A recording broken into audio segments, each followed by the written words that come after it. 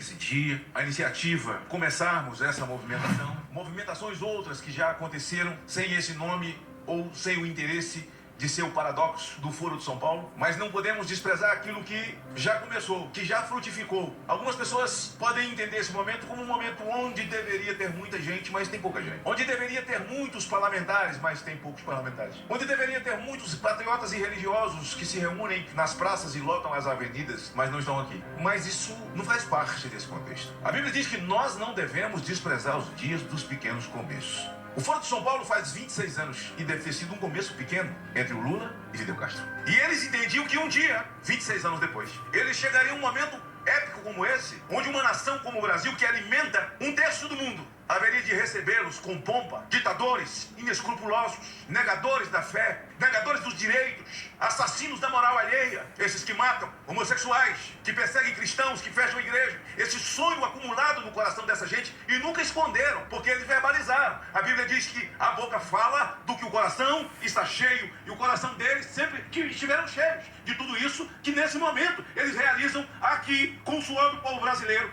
desde a água mineral que bebe, a hospedagem dos hotéis, os nossos policiais, que são assalariados do nosso suor, a estrutura de governo, que são desfrutadas nesse momento por ditadores tiranos, sanguinários, que matam e que idealizaram tomar e tornar uma América Latina de pedintes, de dependentes de cesta básica e dominados moralmente, psicologicamente e até religiosamente pelo Estado. Eu me lembro que quando eu fazia os meus enfrentamentos no início do meu mandato ou da minha vida, com as crenças que tem hoje o padre Kelmer, de quem me tornei amigo por uma insistência dele, não é que eu não quisesse ser amigo, mas ele descobriu meu telefone faz um tempo, sim, e ele é chato pra caramba, ele fica insistindo, e ele me chamando de Salvador, me chamando, eu sou padre aqui na Maré, e tal, eu tenho aqui o candidato de direito, eu atendi o padre, falei, esse padre vai parar, eu vou atender ele e ele vai parar. Eu atendi o padre, ficou pior, porque nós nos tornamos amigos, e aí ele me falava do candidato dele empolgado e querendo um vídeo. Eu disse, eu não vou gravar, pai, eu não conheço. Mas é assim, mesmo sem conhecer, me atenda, porque nós precisamos nos juntar, padre, mas eu não sei quem é, eu não vou. Não, mas eu gravei o vídeo. E aí o padre me chamou para ir a Maré, porque ele estava fazendo uma grande campanha e o povo era pescador. E eu disse ao padre, posso te dar uma ideia? Ele falou, pode. Eu falei, eu vou discutir o dízimo com você, biblicamente, vou discutir a oferta com você, e aquilo que é anarquizado por aqueles que não confessam a fé no segmento evangélico, e até religiosos, são religiosos praticantes, mas que criticam o dízimo e a oferta. Você é padre, eu quero discutir dízimo e oferta com você, porque você vai melhorar a vida do povo ensinando eles a acreditar no dízimo e na oferta. E o padre passou a me ouvir e nós viramos amigos.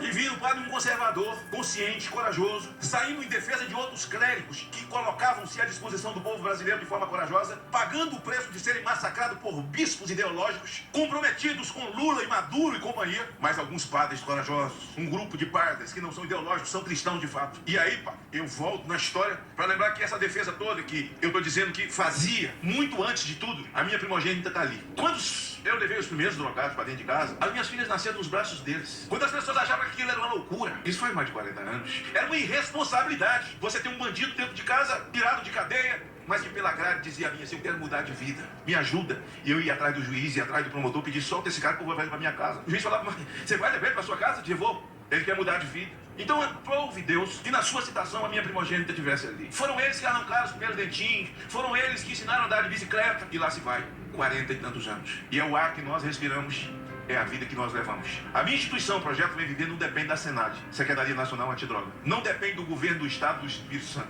Não depende de ninguém a não ser de Deus, como foi nos primeiros dias. Nunca esperei que o prefeito, o governador, aliás, tenha lutado para que essa SENAD chegasse onde chegou hoje, para que as entidades terapêuticas, que esse nome a esquerda quis dar na marra, porque eles não queriam, eles queriam acabar, mas acabaram rotulando como comunidades terapêuticas, porque o que eu gosto é do nome raiz, Casa de Recuperação.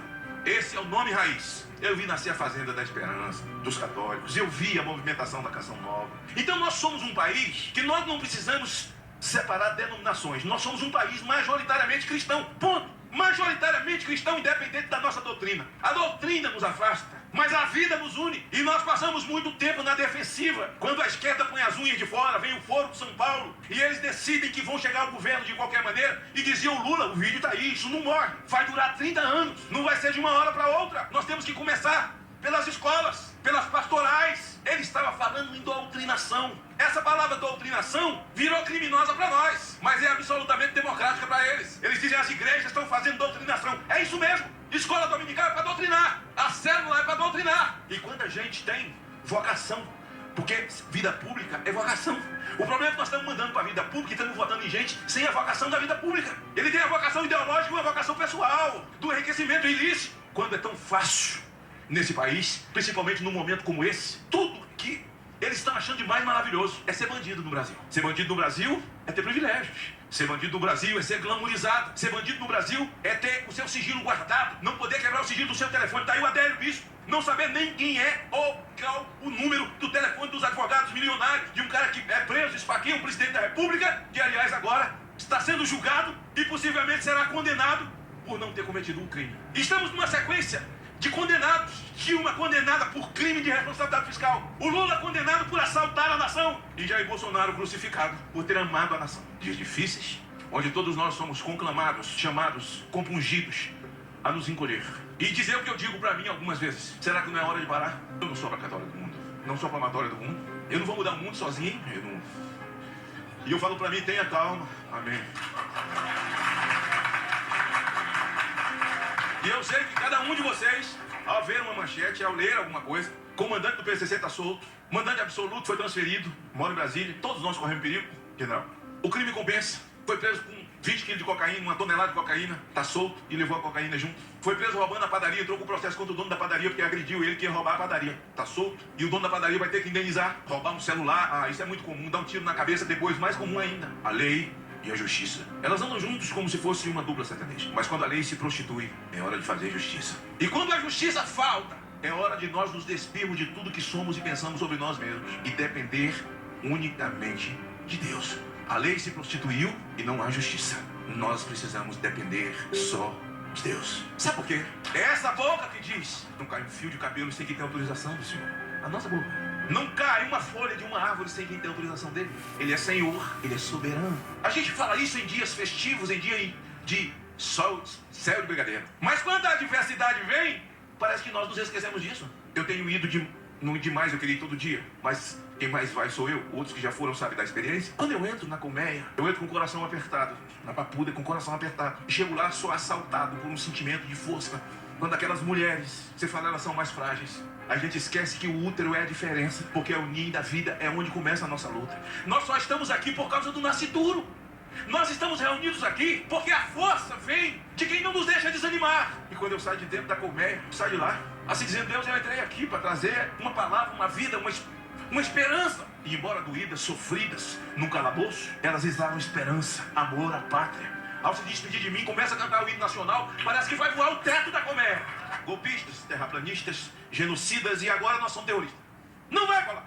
É por isso que tem muita esperança nessa CPI, embora essa loucura de não querer investigar nada, mas a minha esperança é de que ao investigar, nós encontremos alguém que tenha pelo menos o nível de César de Batiste. Aí terá terrorista, sim, que queimou criança viva, depredou patrimônios, que destruiu pai, mãe, filhos que viram pai e mãe em chamas diante de si e que foi tornado um cidadão inocente no Brasil. Como dizer que alguém que canta o hino nacional, que abre a boca e diz porque ele vive e posso crer no amanhã, virou terrorista? Isso faz parte de um recolhimento que nós fizemos em parte do tempo. Quando abrimos mão da política, é preciso entender, padre, que quem não faz política sofre política. Nós abrimos mão da política, espiritualizamos tudo, abrimos mão do enfrentamento. Eu me lembro quando o bispo Rodovalho, com o Hilton, criaram o FENASP. Eu sei porque eu sou um dos que mais viajei, porque por conta da CPI do narcotráfico, eu havia construído um nome no Brasil. E nós começamos a nos reunir Brasil afora com pequenos grupos. Isso aqui é uma grande multidão. E foi do FENASP. Quem é fruto do FENASP? O senador Girão. Girão vivia levantando cartaz, vivia no meu gabinete, contra as drogas, contra o aborto. Ninguém sabia quem era aquele homem de simplório,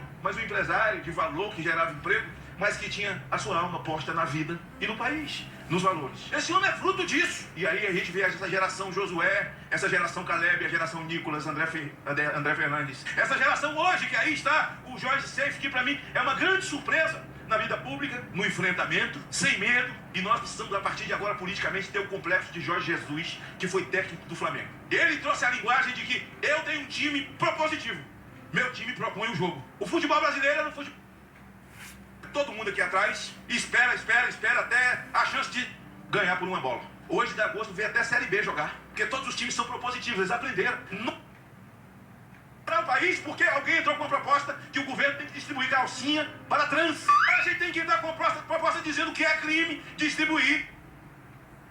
A gente fica só aqui esperando vir a pancada para depois a gente reagir. Nós temos que propor o jogo. E nós nos acostumamos a viver nas cordas no ringue. Politicamente, por amor à pátria, nós temos medo, sem medo. Eles chegaram até aqui não porque são corajosos, é porque nós nos acovardamos. Essa sanha que hoje ocorre, esse autoritarismo, esse ativismo judicial. Toda vez que eu vou a algum lugar, as pessoas falam, não toca nesse assunto. Se Pedro não tivesse morrido crucificado de cabeça para baixo, se Tiago não tivesse as ruas, se Estevão não tivesse morrido apedrejado, se João Batista tivesse medo de perder o pescoço, nós não estaríamos aqui. Em nada tem problema na minha vida. Só 300, mas os 300 de Gideão era muito mais do que isso. Quando tinha 10 mil, ele já achava que era pouco. Gideão falou, é pouca gente, 10 mil. Como é que vamos para a guerra com... É assim que estamos nos sentindo. Uma nação sitiada já. Não é que saiu o presidente e entrou outro presidente, não. É mudança de regime mesmo. E tá claro, à luz do dia. Economia. Tem 5 meses. A economia desse país já não existe mais. Desemprego, desemprego. Empresa fechou, quebrou, quebrou. Empresa fechou, quebrou. Desemprego, desemprego. Aluga-se, aluga-se, aluga-se. O Brasil já está vivendo. Destrói tudo! Esse ataque, esse desvio de atenção para o presidente do Banco Central, que traz equilíbrio à economia, para poder zerar aquilo que ainda pensamos que vai voltar, que é o equilíbrio, através do Banco Central. Você zera isso, olha o calabouço fiscal do Haddad, que ex-senador comigo, hoje deputado, disse que Haddad, o calabouço fiscal, tem parte com o capeta. Não foi eu que falei, não, foi o pastor Lindbergh. Tem parte. Só o calabouço tem parte com o capeta, eu acho que tudo. Tá? E todos. O setor de serviço vai ser taxado em 42%. Setor de...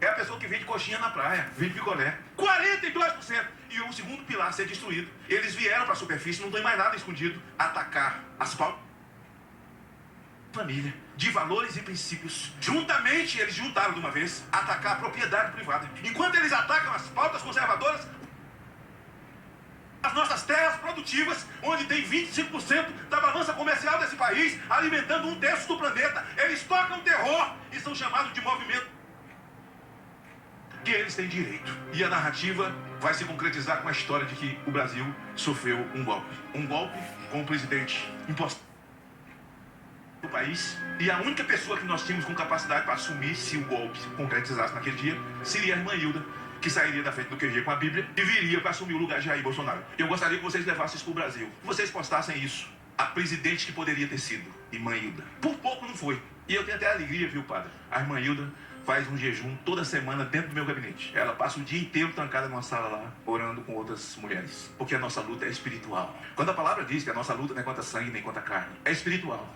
Vocês precisam entender, e eu vou fechar sem dar nome aos bois. Quando a nossa luta é espiritual, sabe por que o diabo tem raiva de você? Tem raiva de mim? Tem raiva de você, padre? Porque o diabo é um espírito. E Deus é espírito, diz a Bíblia, e importa que seus adoradores o adorem em espírito e em verdade. Sabe por que ele tem raiva de mim? É porque Deus é espírito. O diabo é um espírito. E eu e você também somos, nós somos espírito. A quem Deus deu um corpo. O problema do diabo é que ele é um espírito sem corpo. E ele precisa de corpo para entrar. E esses corpos todos estão em movimento nas instituições do Brasil. Estão dando para entender? Nossa luta não é contra sangue nem contra carne, mas contra potestades.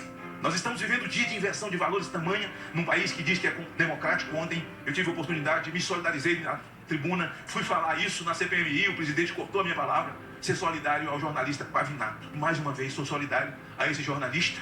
É um jornalista, como tantos outros, com seus defeitos, desvirtudes e virtudes, é assim que é feito o ser humano. Mas ainda que fosse um de esquerda, eu seria solidário pelo direito de falar, pela liberdade de expressão que nós tanto pregamos, e essa liberdade de expressão não só serve quando é a nosso favor. Olha, se há uma liberdade de expressão e o cara usa expressões que não servem ou que me atingem, a lei está aí, o ordenamento jurídico estava aí, hoje não está mais. Na época da internet ele está nas nuvens, aqui não está. Ordenamento jurídico não existe. Mas se existe, você usa o ordenamento jurídico, você leva o cara lá para a primeira instância e é crime de calúnia, de difamação. Isso, mas agora foi o Pavinato, que é conservador. A Jovem Pan, tomar a concessão da Jovem Pan. Nós precisamos reagir, não tão somente ser solidário. Se vai tomar a concessão da Jovem Pan, é preciso tomar a concessão de quem faz novela às 8 horas, afrontando a família brasileira. Seus valores expondo as nossas crianças e os seus programas que erotizam criança e continuam com as suas concessões. Mas aquele que fala sobre liberdade, sobre pátria, sobre valores e que diz que a criminalidade tomou conta desse país, desarmar a sociedade é um grande valor.